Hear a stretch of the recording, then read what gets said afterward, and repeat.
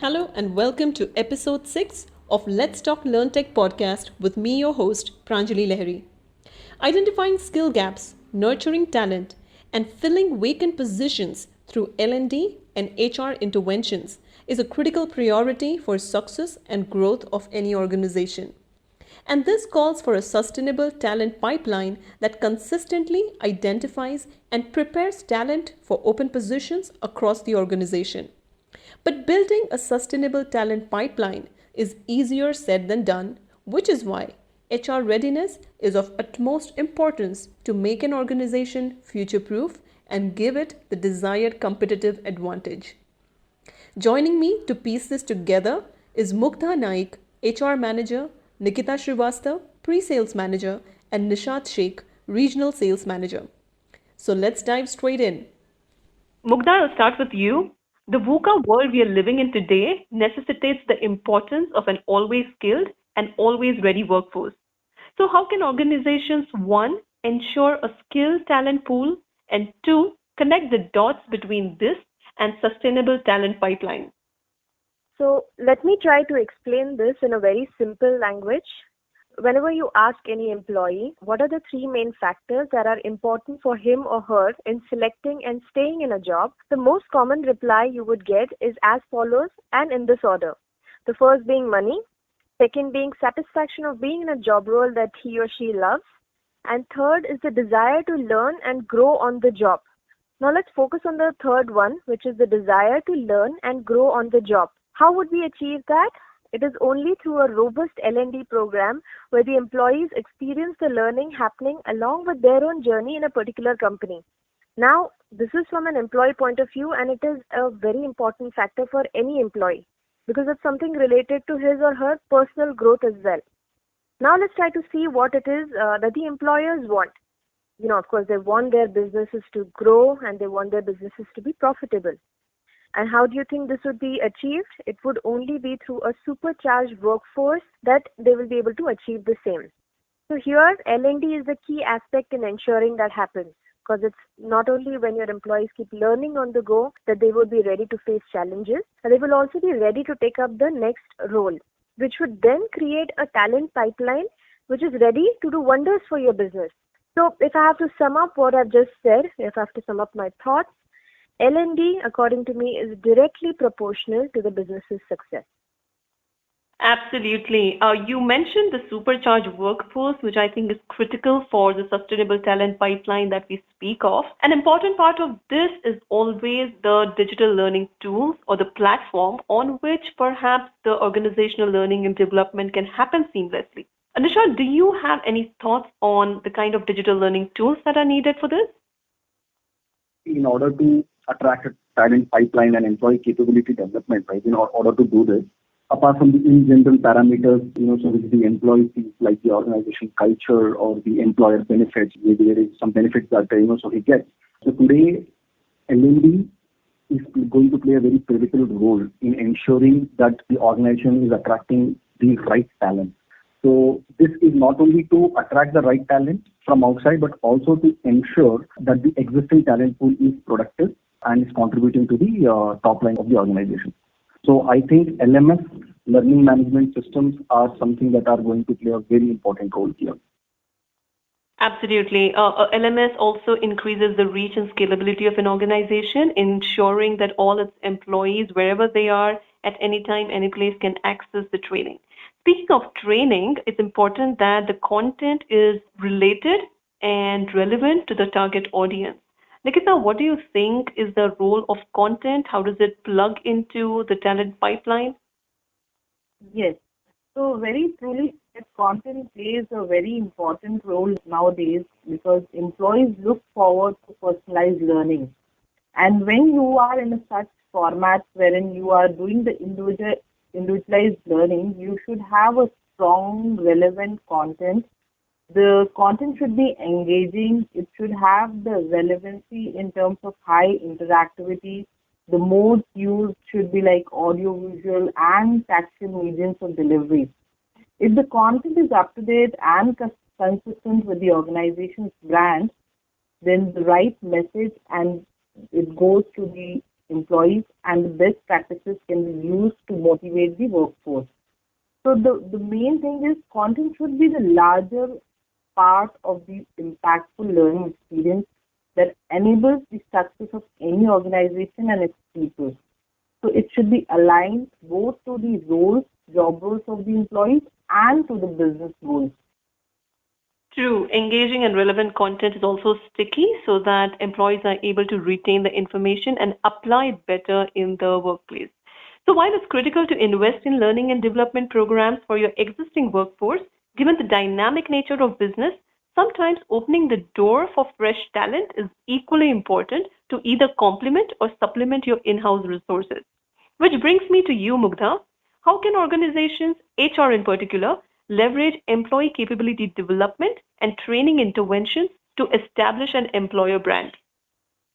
This terminology, employer brand, is something which is very close to my heart. Why? Because I am in HR. So let me try to explain what exactly do we mean when we say employer brand. So apart from the core brand that any company has, there has emerged a secondary brand which companies around the world are now recognizing and giving it its due importance, and that is the employer brand, which is how are you viewed as an employer. Now, when I say as an employer, the employees could be the former, the current, or even the future ones who are responsible for spreading how this brand gets showcased to the world. For that matter, even prospective candidates can add value or damage the employer brand irrevocably. For example, in one of my previous companies, there was a disgruntled prospective candidate who wasn't happy with how the recruitment process went for him. Now, I won't get into who was right and who was wrong, but he had created a perception about the company, which he then decided to tell the world, and then he went to Google and wrote a horrendous review about the company, management. So now every time any prospective candidate goes and checks Google to see the reviews about that particular company, he or she comes across that stinker, which we can't deny, of course, plants that seed of negativity. On the other hand, there are a lot of current employees there who have posted great reviews online about the employees, the organization's culture, how receptible the employer is to them, how their learning is happening. So all this adds to the positive employer brand image. Now, how can employers use it through L&D in attracting talent?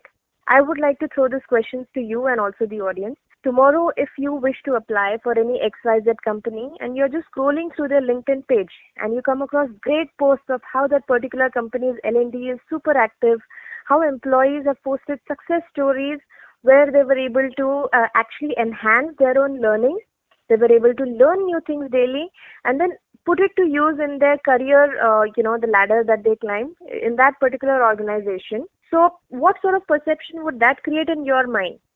It would be that this particular company is actually going to be a helping hand or an enabler for you to achieve your personal goals. It would be that this particular company really cares for the employees.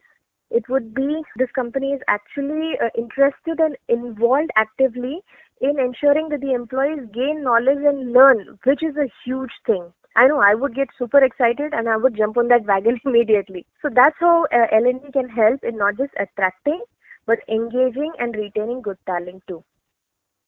You touch upon a very important point there, Mugdha. It's important for an employee to give his services to a company that is invested in his or her personal development and growth, which is why having an employer brand that not only attracts the right talent, but also helps in overcoming turnover and generate employee engagement is super critical. So we have now established that employee training or learning or skilling, as it may be termed, is key to building a sustainable talent pipeline. But I want to break this down further. Nishal, how do you think L&D can identify and plug in the skill gaps, especially because the shelf life of skills has shrunk substantially over the past couple of years compared to the previous decade? So though there are current tools, right, who do capture the employee's skill sets, right, and the skills that they possess, but a mere documentation of the skills in your applications like HRMS does not do any good for the employee or the organization.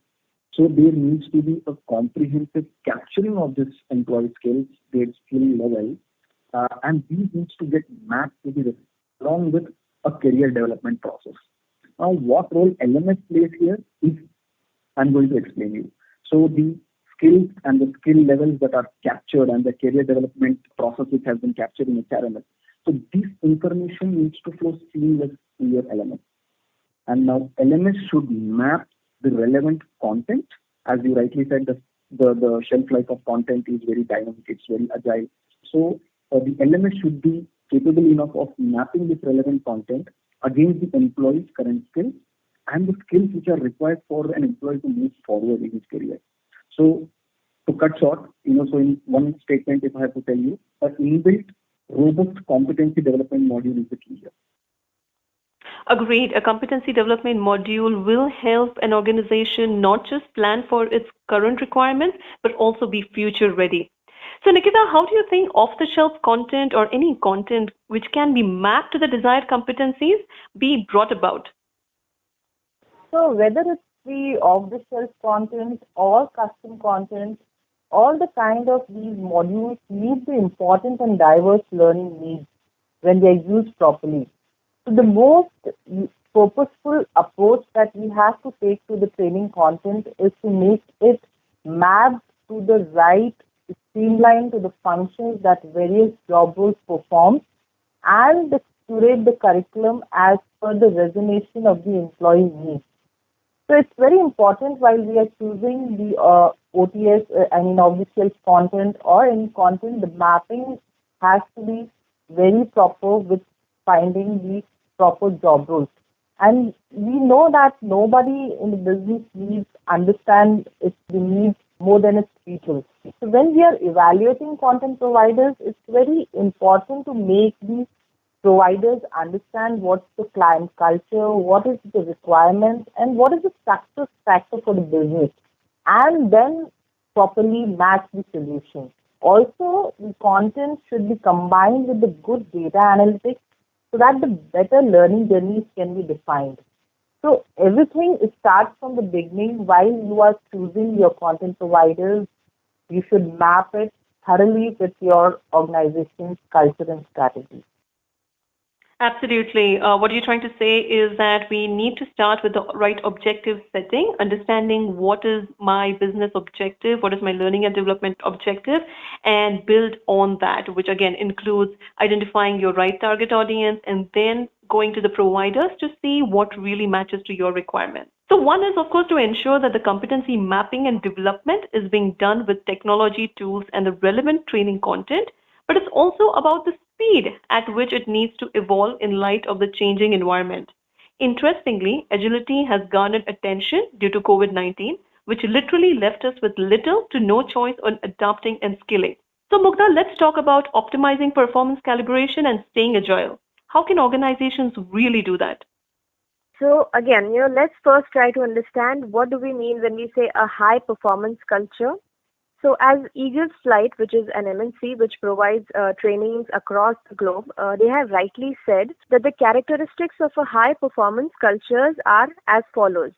1, they have strong leaders. 2, they have empowered and engaged employees. Third, continuous learning and employee development. Fourth, openness to change. So I'm going to talk more about point number 2 and 3, which is empowered and engaged employees and continuous learning and employee development. Organizations with a high performance culture do more than just say that they want their employees to be empowered. They ensure that the employees have the necessary skills and knowledge to use good judgment when making high decisions. So, they actually walk the talk. So it's not just that they say that we want our employees to be empowered, but how are you going to do that? High performance cultures, they feature a two-way feedback mechanism, training that promotes idea generation, and leadership that encourages employees to take ownership in the everyday performance of their roles. For example, there is this airlines company which empowers their employees by encouraging them to go the extra mile for the customers. You know whom I'm talking about, right? So high performance organizations recognize that people need to focus on continually upgrading their skills and knowledge to sustain long-term performance. Instead of occasionally introducing off-the-shelf learning, they evaluate employee development needs and identify clear pathways for ongoing growth and learning. And that's how we can create a performance culture in any organization which will have a competitive edge over the others that ensures that success is achieved through meticulously thought over L&D program. Because You spoke very profoundly about performance culture. Speaking about walking the talk for empowered and engaged employees and continuous learning and development, Nishant, how do you think technology can be used to shorten the calibration cycle or at least be on top of it so that we are agile enough to make the change as needed? So the only way that I see, so where an organization can shorten the calibration cycle of their energy programs is by leveraging a robust reporting analytics engine, right? So this would go miles to ensure that any organization's learning program is a success. So when I say that reporting, it's not just reports, right? We just tell that so okay, so and so employee has completed so and so learning program. No. So when I say reporting, I'm talking about some deep analytics here. Okay, so where the reporting or the analytics should provide an organization or the learning admin, so with comparative analysis, right, between two learners. Now, these two learners could be within a small team, or they could be working for a particular project, or they could be belonging to a department. So the duration that an employee has taken to ensure that so he has gone from skill 1 to skill 2. So these deep analytics is what is going to ensure that so any LMS is a success. So to put it short, without post-learning analysis, any L&D can never be a true success. Absolutely. Analytics and reporting is super critical so that we are able to identify and get the required intelligence to make right decisions. Speaking from an employee point of view, how can we help the employees stay agile, perhaps with respect to taking control of their own growth? Nikita, do you have some thoughts to share on that? Sure. So organizations should make sure that learning programs meet the learner personal development goals as well as the wider business needs. And to hold the interest of employees in any learning intervention, they should know what's in it for me. So whatever top-down approach we have to take, we have to involve the managers in any learning interventions. We should understand that what is at stake for the organization and how organization is planning to take their succession planning and their employee learning strategy at a level wherein they could meet their business needs. Also, we have to take care that the content which has been used or any learning strategy which has been implemented should be backed by gamification features such as badges, leaderboards, and the level of engagement should be very high so that it can encourage the progression of the content through the reward and recognition strategies. Also, like the technologies of artificial intelligence, automates the process of pushing the right training to the right people at the right time. So by all these technologies and relevancies of the content, we can help the organizations can engage employees more and they can likely perform well and effectively. Absolutely. The strategy has to be more about pull. How can you ensure that the employees are motivated enough and engaged enough so that they are consuming the content rather readily, rather than the organization having to assign it and push it to the employees for their competency matching? My summarization of this conversation is business context is changing very fast and organizations have to evolve their talent management process at the same rate. Learning from within can be immense if we leverage the rich experience, relevant content, and robust technological solutions. This will help in creating a new paradigm of business and will go a long way in keeping the workforce future ready at all times. All right, guys, thank you so much. Let's take a 180 and head into the fun piece of the podcast, the rapid fire. Are you guys ready? Yes. Okay, so I'm going to have you swap your designations for a bit and answer as the person with the new title in context of the discussion we just had. Mugdha, I'm going to start with you. So you are a solution specialist now. You have to convince the prospect can be an HR or a L&D practitioner, to purchase your learning solutions for building a sustainable talent pipeline at their company. So here it goes. Do you want your employees to be more empowered and engaged?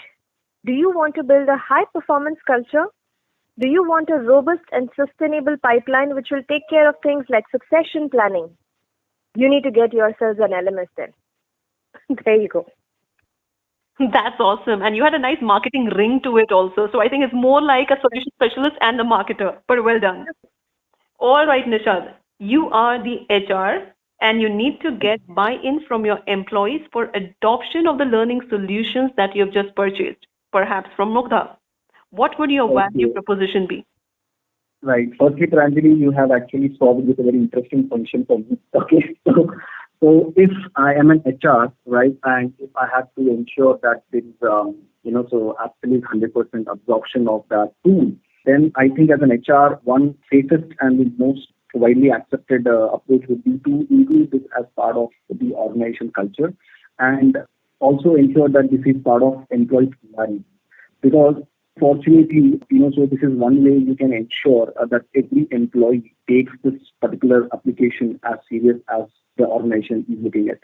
So this is how I would ensure, Pranjali. So by making it mandatory, making it a important KRA for the employee, any application, be it LMS or any other digital application, can be, so can get better absorption and better utility. Awesome. I also know your fallback designation now, Nishad. You can very well be the HR. Okay. Righty. Nikita, you are the CEO of the company and you need to drive a performance culture. How would you get your board members and your function heads, including HR and L&D, of course, on board with the idea so that they are clear on the agenda and they're able to action it accordingly?